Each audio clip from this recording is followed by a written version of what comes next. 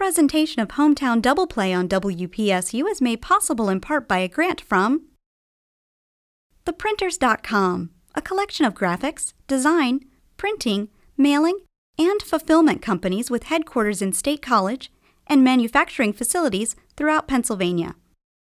Communications and Business Solutions, theprinters.com. T&B Medical State College, offering endless possibilities when it comes to medical supplies. 888-950-0900. Additional support comes from the members of WPSU.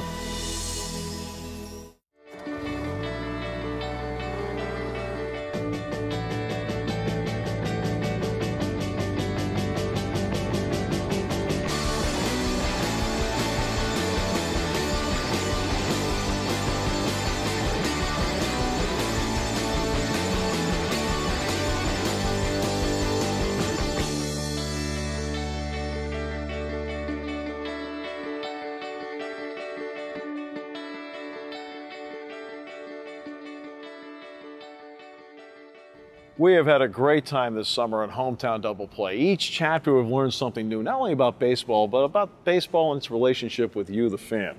And here it is, an overcast day, a little bit of drizzle coming down. It means fall's right around the corner, Penn State football time. Well, you look at the Altoona Curve in their 10th season as the AA affiliate of the Pittsburgh Pirates, and the State College Spikes in their 3rd season overall and their 2nd season as the Single-A affiliate of the Pirates. When you ask the normal person how many players play for the Pittsburgh Pirates, the general answer you're going to get is 25 players. In actuality, the answer is 175 players. It just so happens that the Pirates and every other major league team, the other 29 teams, all have affiliates sprinkled across different leagues throughout the country where they are able to place those other 150 or so players that are not in the major leagues. The Altoona Curve and the State College Spikes are both minor league baseball teams, but their missions are completely different. When you look at the State College Spikes, a Single-A affiliate, rookie ball, a lot of teaching. The games give them experience as they try to get better and to grow. For Altoona, those players are so close to the show. It's the make or break time for them. They've been learning a lot during the summer. In fact, we sat down and talked to them to find out exactly what they learned and where they were able to grow. I think adversity would probably be the first thing I would say. You know, the beginning of the year, I just didn't throw as well as I wanted to, and I think, you know, a lot of hard work throughout the season, and now I feel like I'm throwing the way I should. So I'd probably say adversity would be the biggest thing. I think you can learn from failure, and that's what I'm definitely learning right now. You know, not playing what I feel like I'm capable of, and I think I think in the end it's going to make me a better player, especially.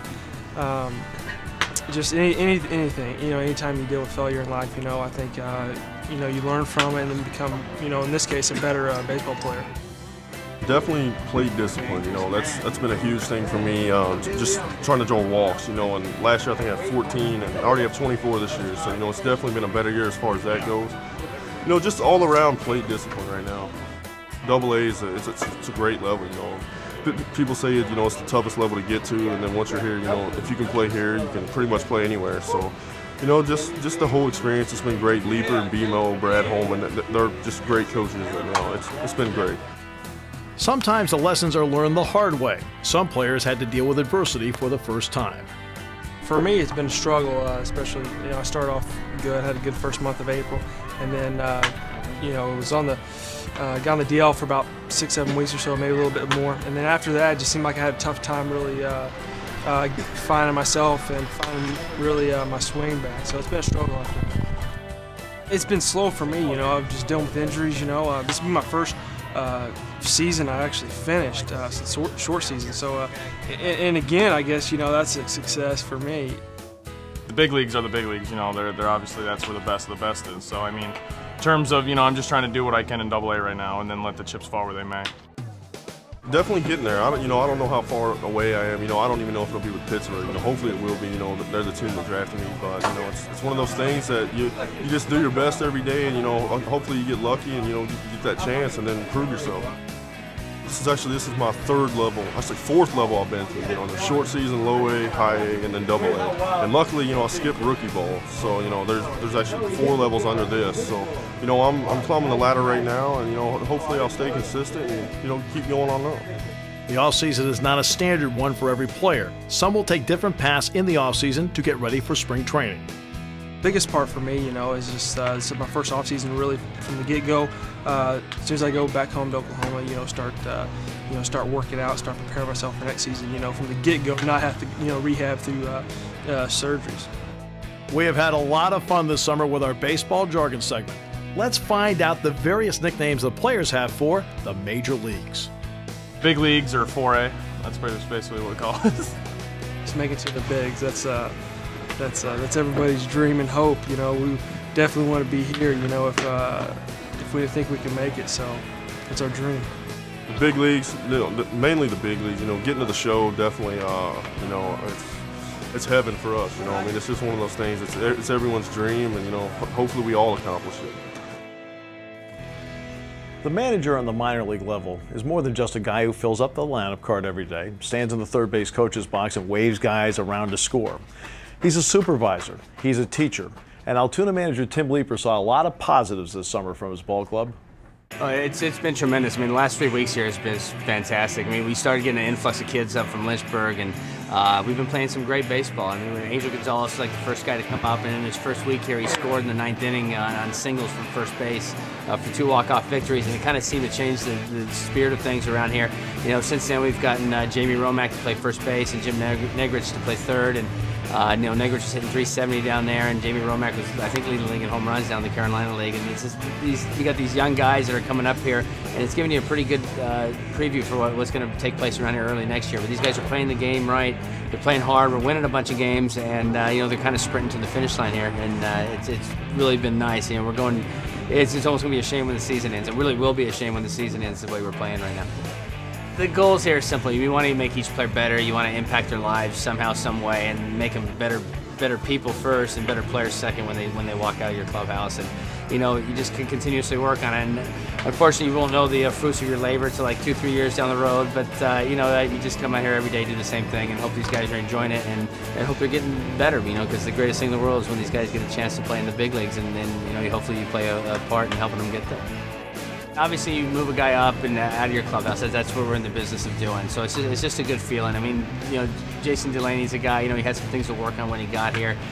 With the Pirates, we developed these player plans, and there's 2 or 3 things they really need to bear down on, focus, and that's kind of like your blueprint to go to the next level. And these guys accomplished what was on their player plans early enough to get up there, sometime before August. And so it's really great that they're going to get a month and a half, 2 months under their belt and at a higher level. And again, that's just getting them one step closer to the big league. So I mean, that's like I said, that's what we're in the business for. The length of the season brings with it plenty of challenges for manager Tim Leeper. Most of the guys that haven't played a lot and played a lot of years, they're here for the first time, and it's the last 3 weeks of the season, so they're going to be naturally energized anyway. For the guys that have been through it before, I think we do a real good job with strength and conditioning in our organization. And so if they've been in the system a couple of years, they're well equipped to handle the grind in August. And I think that's one of the reasons why we're out playing teams right now is because of what we're doing in the weight room, what we do with our diets, and stuff like that. As for Leeper, he's already making his own off-season plans. The hockey signups today were September 7th. The rec league in Altoona starts here, so that'll be a big one. I'm looking forward to going and playing some hockey. By the end of the season, and the season ends, it's good to get away from it and just get away. So yeah, the hockey helps, and it seems like I make better use of my off seasons than I used to do. You need time to really recharge the batteries, because we're at it from February 14th on, and it's pretty much a daily deal. And when you get a chance to get away, one thing I've learned is to get away. I've been able to get away from it better and come in and get refreshed for next spring training. The front office for a minor league baseball team works all year so they can get to the summer and put together great entertainment. There's no question that in the world of marketing, winning brings fans to the ballpark. But once you're there, they want you to have fun in an entertaining and family atmosphere. The Altoona Curve have been in business now for 10 years, and they made a lot of memories this summer. I think for me, the biggest thing that I remember from the season, it's not part of our 10th anniversary celebration, was the actual naming of our 10th anniversary team, where we named 15 players. And we had a pregame ceremony on July 3rd, and we went down the list of the players, and we played some video board snippets from the players that were recorded, guys like Matt Capps, Ian Snell, Tom Gorzolani, some of the better players in franchise history, and to hear what they said about their time in Altoona and what the fans meant in the front office and the great atmosphere of playing in Altoona really resonated with me, because it brought back a lot of good memories, and it made me realize, that the time that these guys have spent in Altoona was very special. There's a bunch. I mean, when people ask me questions about favorite memories here, something happens every night, really. I mean, to me, people walking into the ballpark, holding hands with their 4-year-old kids or their grandchildren. We're not in the baseball business, we're not in the entertainment business, we're in the memory-making business, and that happens on a daily basis. I probably won't be able to pinpoint certain things, until I'm sitting by the pool at the end of the season. As this chapter of Hometown Double Play continues, we'll take a look back at the Spikes season. The State College Spikes are the single-A affiliate of the Pittsburgh Pirates. Essentially, they're in the Rookie League, the New York Penn League. The majority of the players on this ball club were drafted in the June amateur draft, and for them, it's their first professional experience. So, what did they learn during the course of the summer? I'm going to take away a lot from the 2008 season. I feel like I've learned a lot. This being my first year in pro ball, I didn't know what to expect, and it's basically been a learning process for me this year, and I feel like I've learned a lot, and I think it'll give me a boost going into spring training next year. Meeting new guys, learning and adjusting to different cultures. You got guys from Venezuela, Panama, Dominican. They all speak different dialects of the same language, Spanish of course. Take away good instruction from Sid, Tracy, and Fisher. A bunch of great guys. Learning a lot, because it's a big jump from college to professional baseball. It's bigger than what people think it is. And just the fun atmosphere. I mean, we had a great place to play at the State College. They couldn't love us more. State College has a veteran staff that has extensive experience at every level of the game. The players picked up a lot just by being around them. Hey, do not be late. Do not be late to anything. I was late to the first practice of the year and I got penalized for it. Don't be late. Act professional anywhere you go. Even if you represent the organization, even if you're out on the town with friends, you got to conduct yourself in a manner that's representable, and you just got to do the right things. The Pirates make sure the off-season is regulated for players. They give us a workout, a weightlifting workout and a running workout, and me being a pitcher, you have a throwing program that you have to follow. I think it's the first 3 months not to pick up a baseball, but maintain a workout in the weight room and running wise, because you got to be prepared for when you get back to spring training to run a lot. Really, I'm looking forward to just relaxing, taking a break, and get started working out here in about a month. But for the most part, I'm looking forward to a break from baseball, a break from everything, and just a lot of time to relax. Brad Fisher's been in the game for 29 years, a lot of it on the major league level. He just spent his first season as the manager of the State College Spikes, and he watched his team learn and grow. I'd like to think that a lot of our young players have matured. I mean, our whole goal going into the season was to help these kids become professionals and to teach them, professional attitudes and how to act and how to behave. And I think we've pretty much accomplished that. I think these guys have grown up a lot. I think they've learned to go out and play 9 hard innings, which is one of our goals also. I think early in the year, if you watched us play, we'd play 4 or 5 innings, and if we got behind, then they threw in the towel, and I think we're past that now, and I think the results are showing up in the win-loss column. For Brad Fisher at this level, what are some of the things they need to teach the players? I think the professionalism part of it, just the routines and just the behaviors in the locker room, teaching the fundamentals to these kids is more of a job here, helping them grow up, become used to the lifestyle of a professional player, as opposed to the older players, AA and AAA, where they have all that down. It's pretty much just refining their individual skills. To here it's more team fundamental type stuff, helping them become professionals. Fisher spent many seasons in the major leagues with the Oakland A's organization. What did he think about going to State College and being in that dugout this season? It's been a challenge. I've enjoyed it, I will have to say that, but nonetheless, you have to rethink a lot of the things that maybe you've let pass over the years. You know, with the older players, you know, they kind of take care of themselves a little bit different, and there's not as much explanation that needs to be go into the things that they do, where here, even the most basic and elementary things have to be brought to light, and you have to expound on them and help the players understand what you're talking about. So you're really starting from scratch at this point and building from the ground up. While the Altoona Curve had a great season, the State College Spikes also made memories this summer, including setting an attendance record. Yeah, I'd say a big highlight for us this year has been our ability to the things we've done with the charitable organizations. I look back at our nights with Paint the Park Pink, where we were able to raise a lot of money for cancer, breast cancer. Our Going Green night, where we raised money for a wildlife foundation. Our partnership with McDonald's and raising money for the Ronald McDonald House.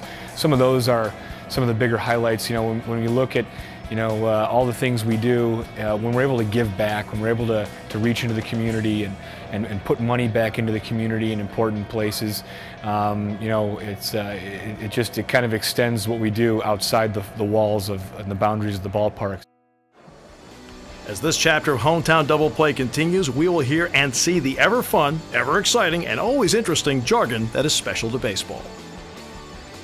Ducks on a pond, that means you have base runners, usually second and third. You can drive them in.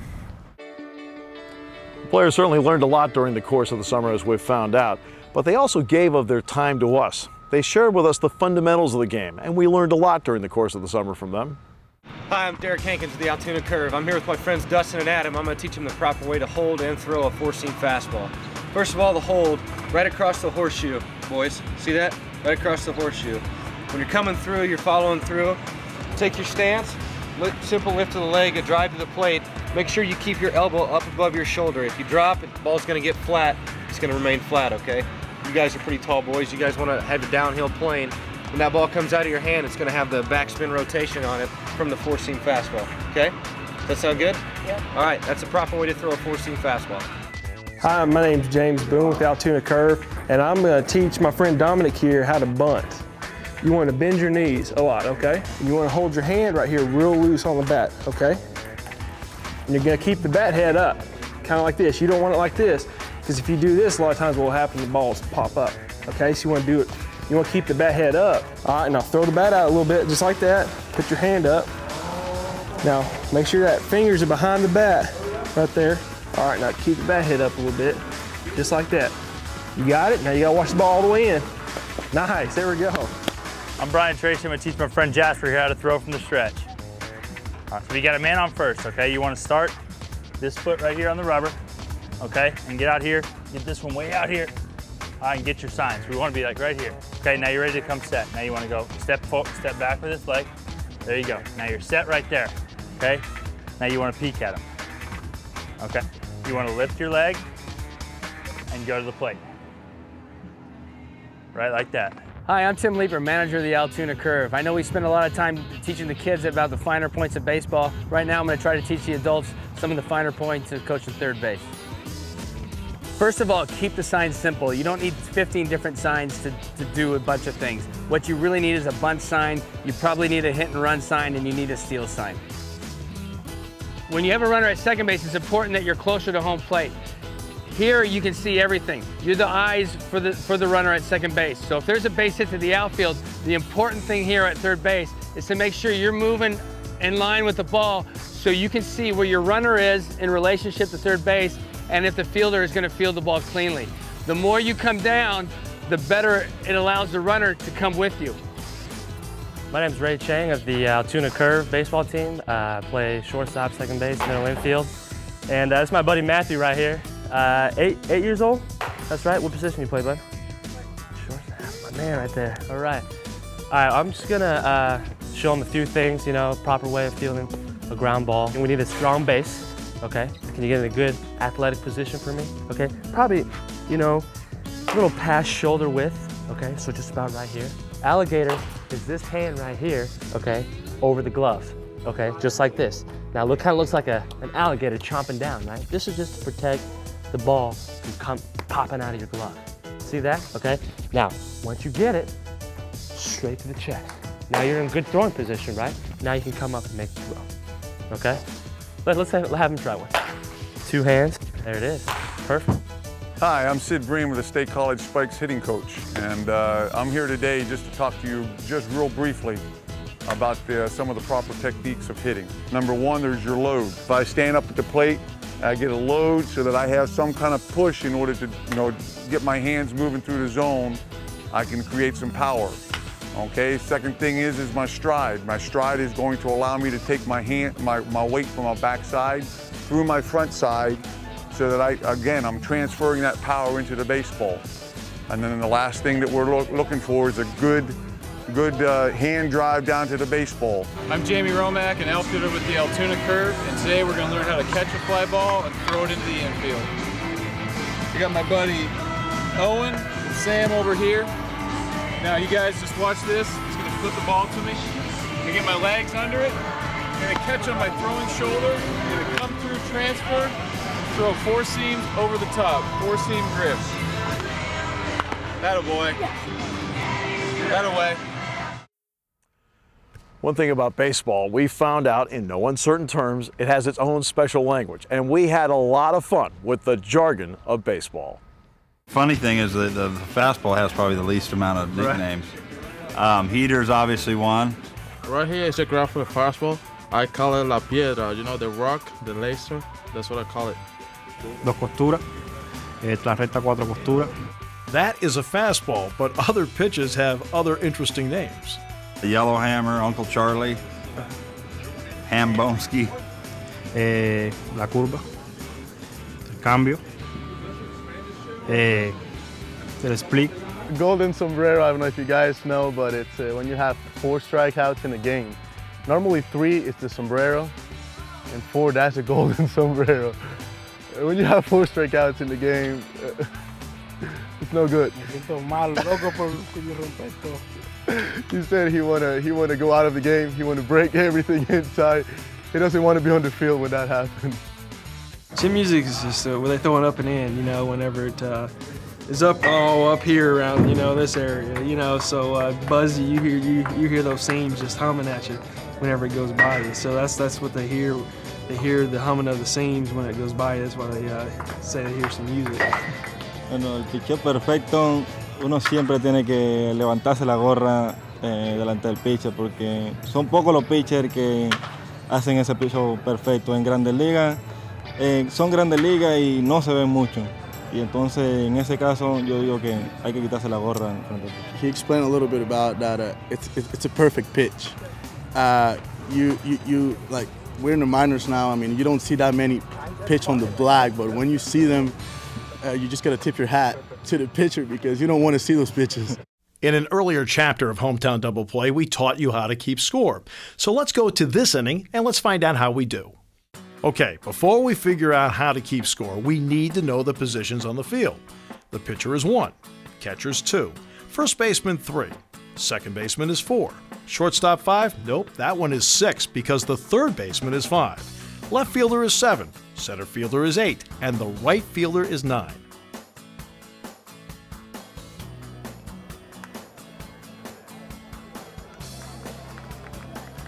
If you scored at 5-3, that's 1 out.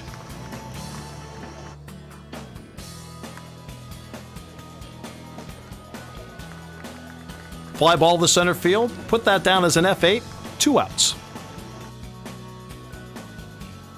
BB, bases on balls, that's a walk. A single. The runner moves to third base. Runners at the corners, 2 outs. Ground ball to second base, throws to first. Score that 4-3, and the inning is over. Central Pennsylvanians love their sports. High school football on a Friday night, Penn State football on a Saturday, basketball and wrestling in the wintertime. But for decades, there was always a void in the spring and the summer. Then 10 years ago, the Altoona Curve came into existence. 3 years ago, the State College Spikes added their own special touch to the lazy, hazy, crazy days of summer. We sought during each chapter to find out why it was so special between baseball and you. And we found out that in reality, it is the baseball and you that makes the summer special here in Central Pennsylvania. It's an unbeatable combination. For our entire outstanding crew, for Hometown Double Play, I'm Steve Jones, and we'll see you next season right here at the ballpark.